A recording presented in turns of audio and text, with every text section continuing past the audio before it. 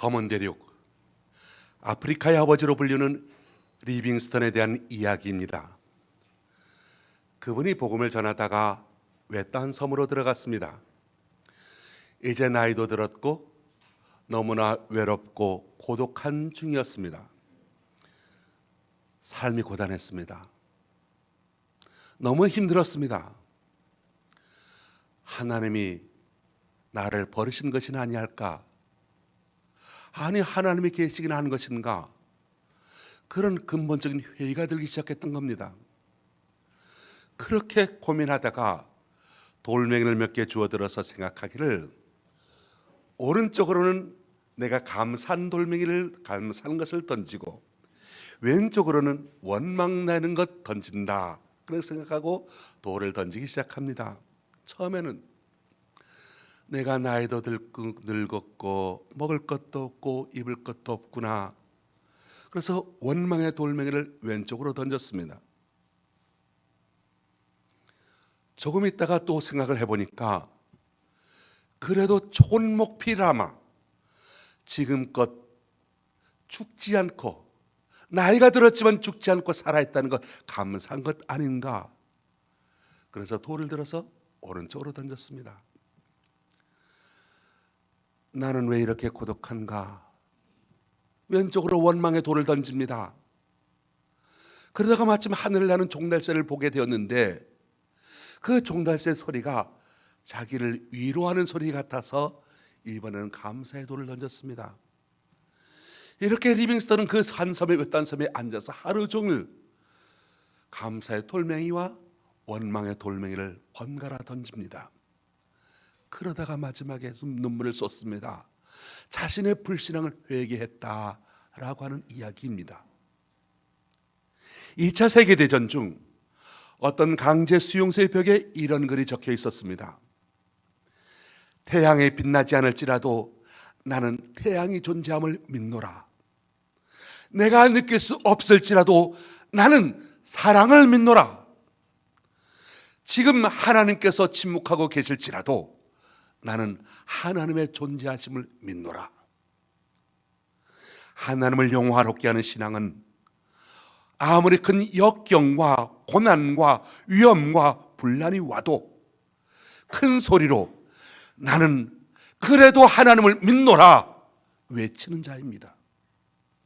우리가 곰곰이 생각해 보면 세상에서 원망해야 할 일들보다는 그래도 감사할 일들이 더 많이 있습니다.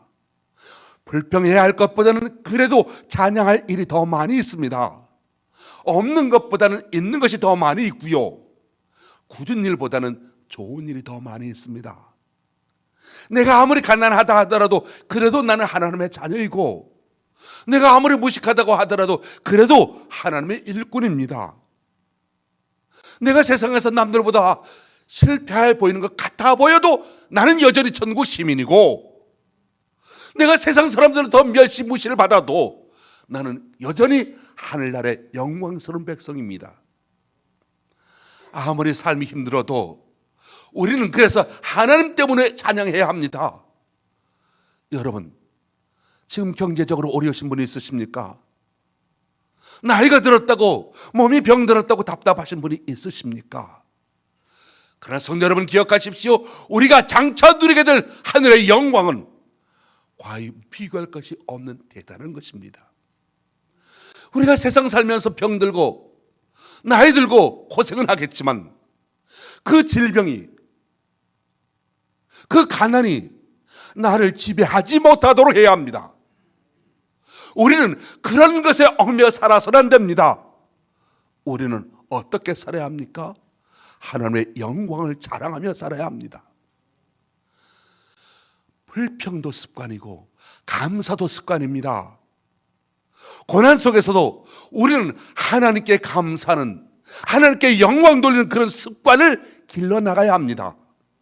성경은 기뻐하라 말씀하면서 왜 기뻐하라 말하느냐? 항상 기뻐함으로 내 삶 속에, 내 마음 속에, 내 심령 속에 슬픔이 틈타지 못하도록 하기 위하여 쉬지 말라 기도합니다. 왜? 마귀의 시험을 이기고 범사에 감사하도록 권면하고 있습니다. 우리의 불평과 원망 그리고 불만들이 내 마음을 치고 나를 상하게 하는 일이 없도록 해야 합니다.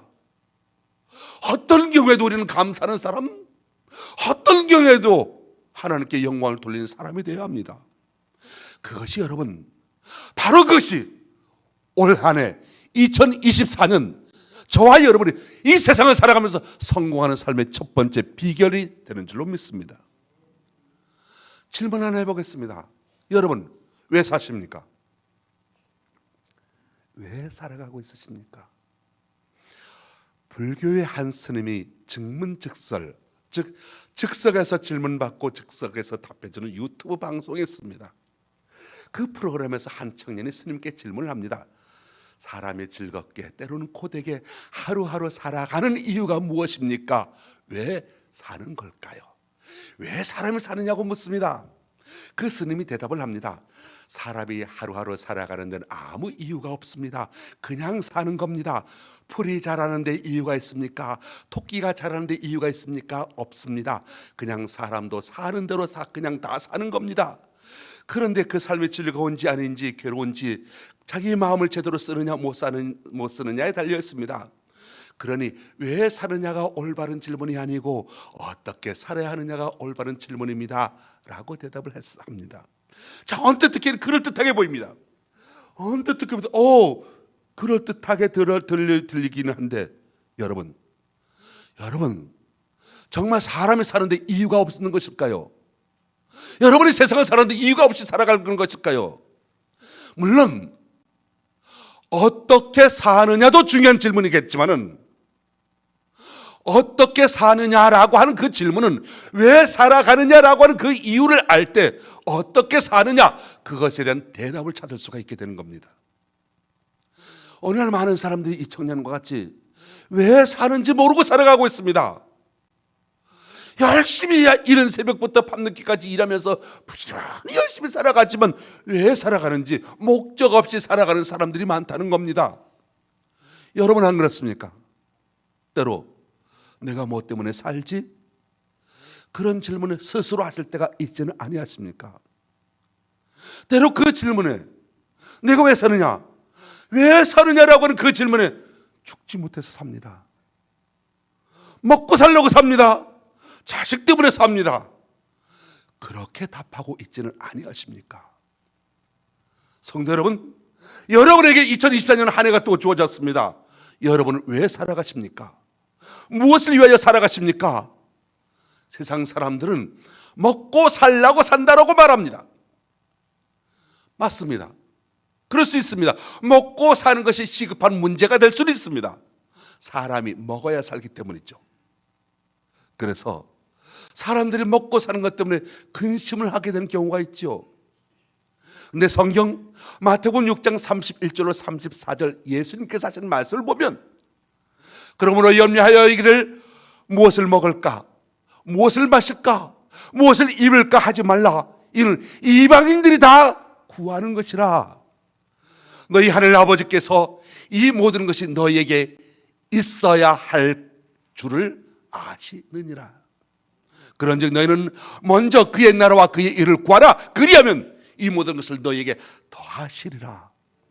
그러므로 내일 일을 위하여 염려하지 말라. 내일 일은 내일이 염려할 것이요 한날의 괴로움은 그날로 족하니라.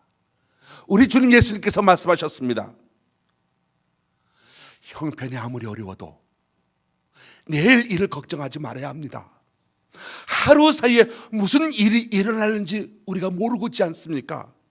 아니, 하루 사이에 내 생명이 어떻게 될지, 내게 내일이 오지 않을지도 모르지 않겠습니까?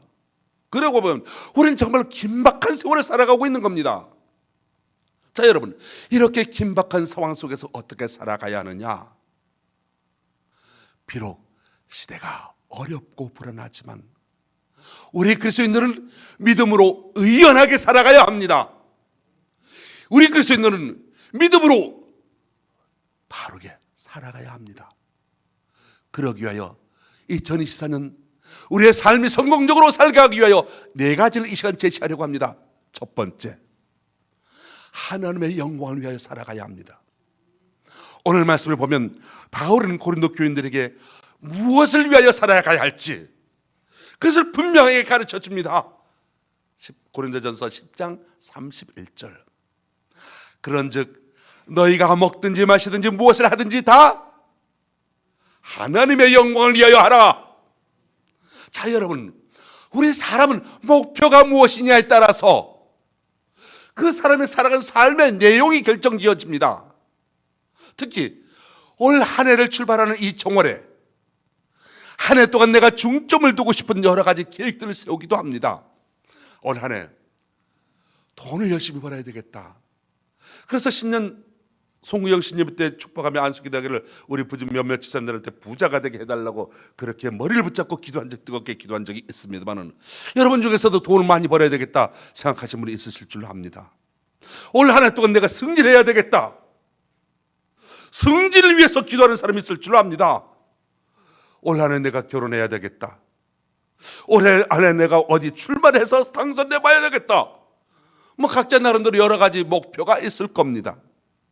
근데 여러분, 톨스토이가 했던 말을 기억해 보십시오. 인생의 목적이 자기 안일과 행복에만 있다고 생각해 보라. 견딜 수 없이 모든 것이 무의미해질 것이다. 그러나 우리를 세상에 보내주신 하나님께 봉사하는 것으로 목적을 삼아보라. 그 순간 인간은 영원한 희열을 느끼게 할 것이다 말해주고 있습니다. 자기 인생의 목표가 안일과 평안함과 행복에만 있다고 목표를 두게 되면 그 인생은 걷잡을 수 없이 어느 순간 무의미한 인생이 되게 될 것이라는 겁니다. 참 많은 사람들이 그랬습니다. 새해 소망, 우리 가족 건강하고요, 우리 가족 행복했으면 좋겠습니다. 맞는 말입니다. 그래야죠. 근데 여러분, 우리 가족, 우리 식구 건강하고 우리 가족 행복했으면 좋겠다, 이건 사람이 아니라도 하나님께서 주신 그 영성이 없는 동물이라도 짐승이라도 하다못해 여러분이 집에서 키우는 개라도 자기가 건강하고 행복하길 바라고 있지 않습니까? 우리는 그 수준보다 좀 고상한 목표, 왜 살아야 하는지 거룩한 목표 가지는 사람이 되어야 한다는 겁니다. 오늘 보면 31절 말씀을 보십시오. 먹든지 마시든지 무엇을 하든지 다 하나님의 영광을 위하여 하라. 그렇습니다. 다 무슨 말입니까? 무엇을 하든지입니다. 어떤 일을 하든지입니다. 그것이 과연 하나님께 영광을 돌리는 일이냐, 아니면 하나님께 누를 끼치는 일이냐, 그걸 생각해 보라는 겁니다.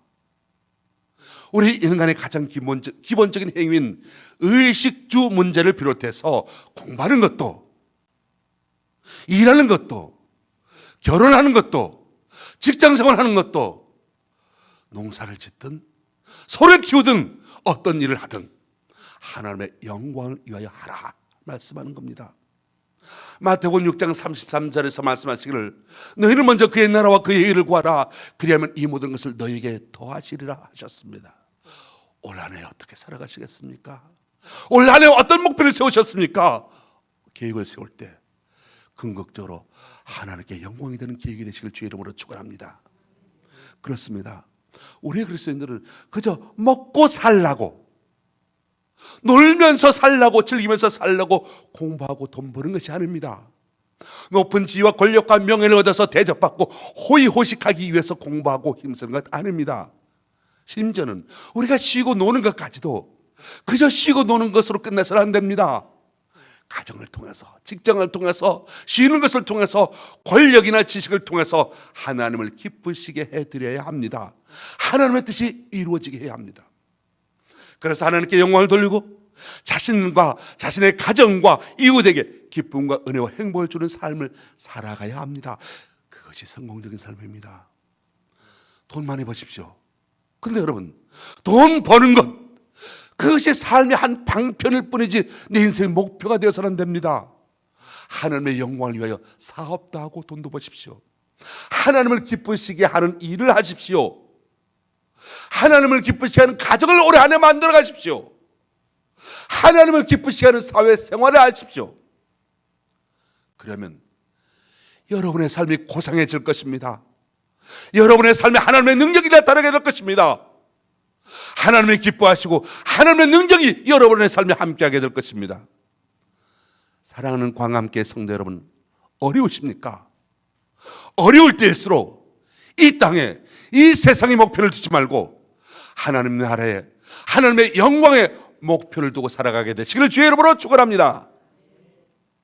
두 번째, 거치는 자가 되지 말아야 합니다. 오늘 본문 32절에서 말씀하기를 유대인에게나 헬라인에게나 하나님의 교회나 거치는 자가 되지 말고, 거치는 자 무슨 뜻이냐? 남을 걸려 넘어지게 하는 것, 그것을 말하는 것이죠. 유대인이나 헬라인이나 하나님의 교회에서 이런 말은 한마디로 말하면, 쉽게 말해서 모든 사람에게, 누구에게라도 그런 뜻이 됩니다. 믿는 사람이나 믿지 않는 사람이나 상대방이 그 누구라고 할지라도 걸려 넘어지게 하고 상처를 주고 고통을 주는 자가 되지 말라. 올 한 해 여러분이 그렇게 되시길 바랍니다. 물론 우리가 사회 속을 보면 남이야 고통을 받든 상처를 받든 자기 이익을 챙기려고 하는 풍조가 만연되어져 있습니다. 사기치고 도둑질하고 빼앗고 때리고 죽이고 하는 일들이 많이 있습니다. 남의 길을 가로막고 자기가 앞서가려고 합니다. 남을 넘어뜨리고 자기가 일어서려고 합니다. 그러다 보니까 남에게 상처를 주게 되고 아픔을 주게 되고 헐뜯게 되고 난리지 않겠습니까?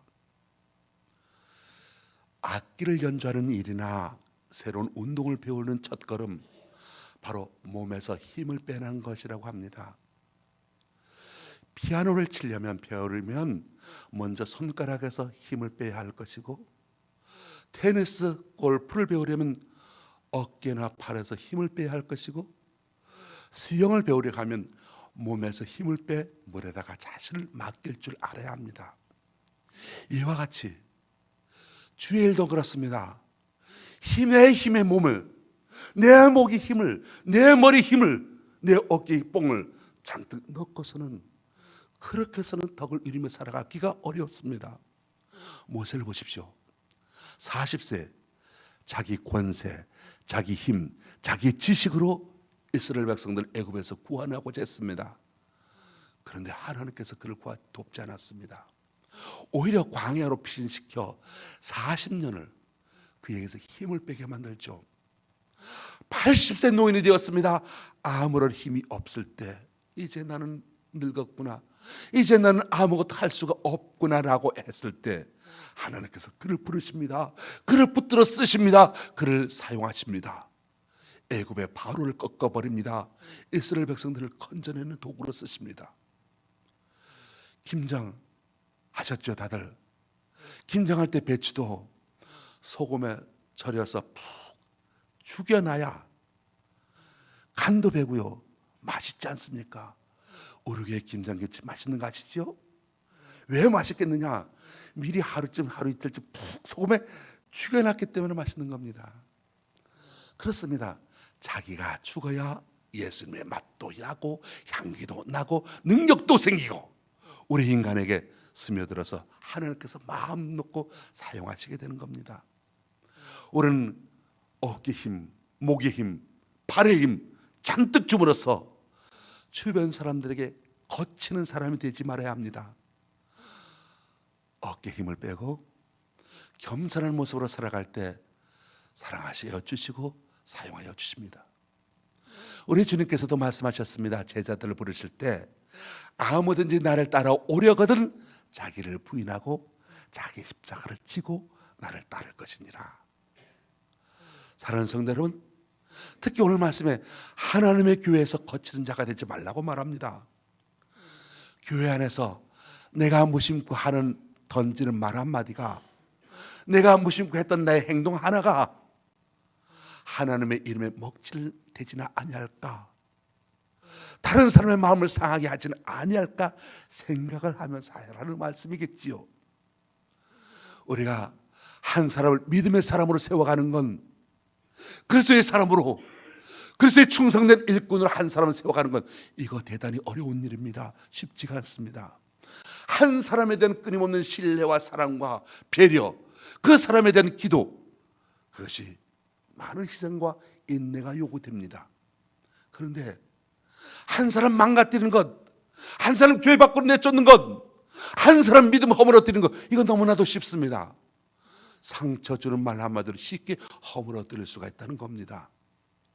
여러분, 저와 여러분이 올 한 해 동안 남을 걸려 넘어지게 하는 걸림돌이 되지 말고 남을 하나님께로 인도하는, 하나님께로 나아갈 수 있게 하는 디딤돌이 축복의 통로가 되시길 주의 이름으로 축원합니다. 남을 세워주고 남을 위로하고 전국의 복된 길로 인도하는 그런 삶이 되시길 바랍니다. 그래야 하나님의 영광을 드러내어 은혜와 기쁨이 넘치는 삶이 펼쳐지게 되시기를 예수님의 이름으로 축원합니다. 세 번째, 다른 사람의 유익을 위하여 힘쓰는 한 해가 되십시오.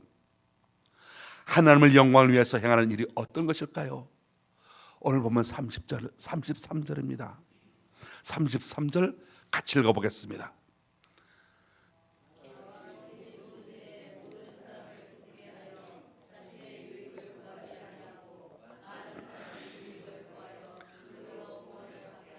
아멘.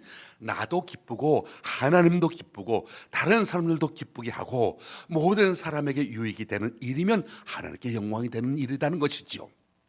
그런데 내가 계획하는 것이 나는 좋은데 하나님 마음 슬프게 하고 다른 사람 기분 나쁘게 하고 손해를 준다면 그 일은 하지 말아라 하는 그런 말이 됩니다. 다른 이들의 기쁨과 유익을 고려하며 행하는 일은 교회를 화목하게 하고 하나님께 영광을 돌리는 일이 됩니다. 유명한 오스트리아의 정신의학자 알프레드 아들레에게 어느 날 우울증 환자가 찾아왔습니다. 환자를 면밀히 진찰해 봅니다. 우울증을 유발시키는 원인을 찾지 못합니다.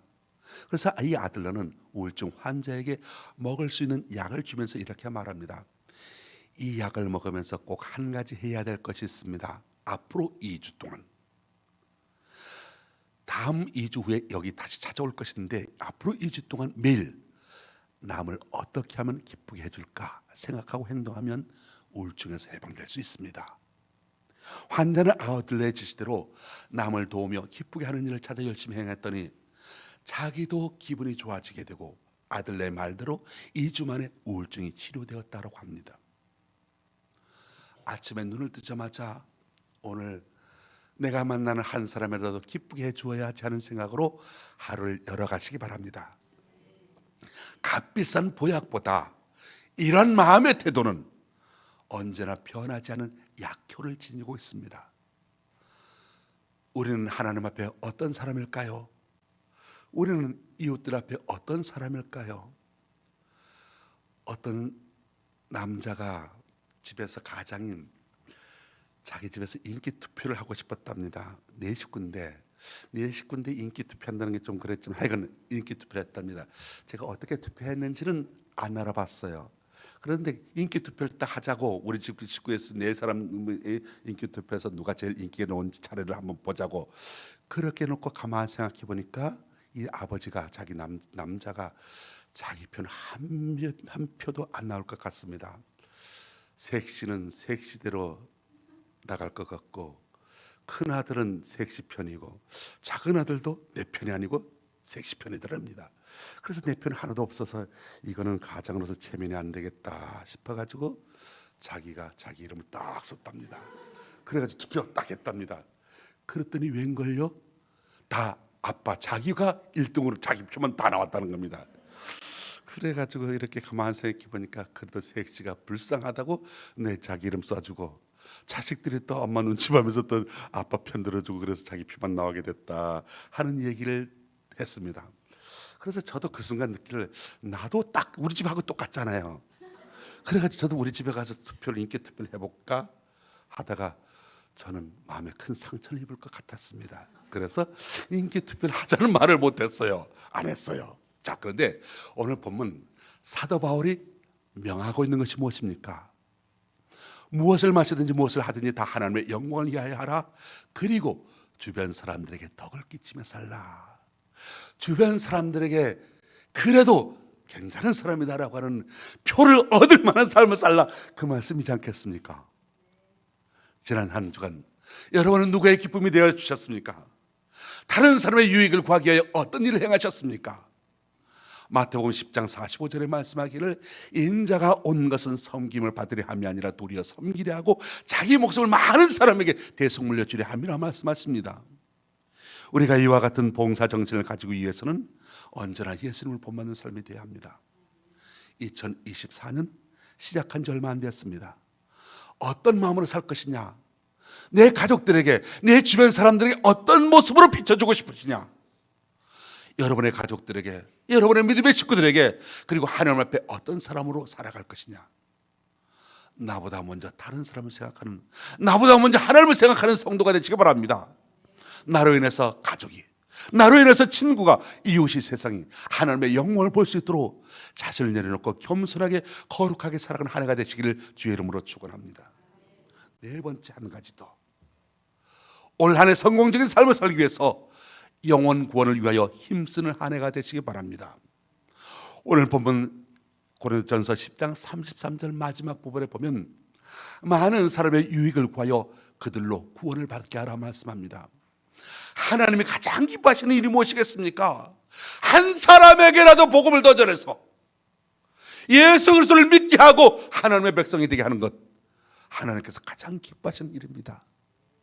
교우 여러분, 우리가 세상에서 많은 사람을 만나면서 살아갔지만 내가 전도해서 예수를 믿게 된 사람, 천국에서 그 사람을 만나게 될 때 그 기쁨이 얼마나 크겠습니까? 하물며 하나님께서는 얼마나 더 기뻐하시겠습니까? 전도는 여러분 언제나 할 수 있는 것 아닙니다. 할 수 있을 때가 있습니다. 때를 놓치지 마십시오.